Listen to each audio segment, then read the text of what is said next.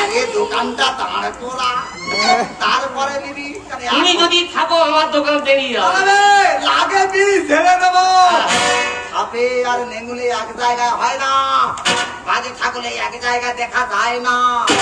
দোকান দাঁড় করা, তারপরে তোর দেবো। আমি বুঝতে পারছি তুমি সবসময় জোড়াবে না, দৌড়ানো নয়, মিলে মত 2 পা 4 পা হবে, 4 পা থেকে 6 পা 12 পা 14 পা হয়ে যাবে।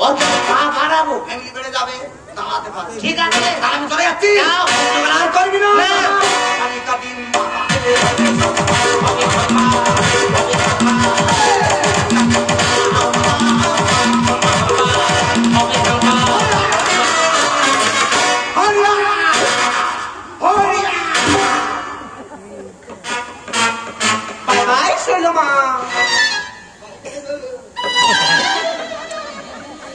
কি মালের কাছে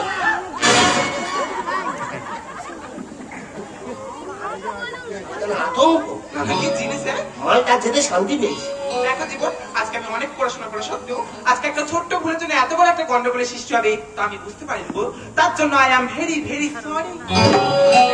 এত বড় ভুল করে বলে সরি? তুমি জানো না যে ভুল করে ক্ষমা যায় তাকে ক্ষমা করে দিতে হয়? কত আগে ক্ষমা করতে দি, এই মন থেকে বলছি তো, আমার দয়া শরীর। তোমাকে একটা কথা বলেছি, কি গো, তুমিও তো অনেক পড়াশোনা করেছো, তবে কেন এইভাবে ফুটপাতে বিক্রি করছো? লেখাপড়া শিখে বেকার ঘুরছিলাম, বসতে খাবো, বৌদির কাছে টাকা সুদে নিয়ে জল ব্যবসা করতেছি। তো ব্যবসা করাটা কি খারাপ ম্যাডাম? আরে ব্যবসা করা খারাপ নয়, তোমার কাছে টাকা নেই তো কি হয়েছে? তোমার কাছে কি আছে জানো? কি গো? তোমার কাছে সুন্দর একটা মন আছে।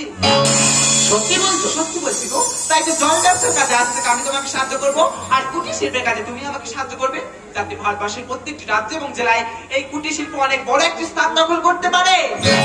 পুরো খাবে খাও। তাহলে আজকে তো তুমি আমার বন্ধু, আমি তোমার বন্ধু।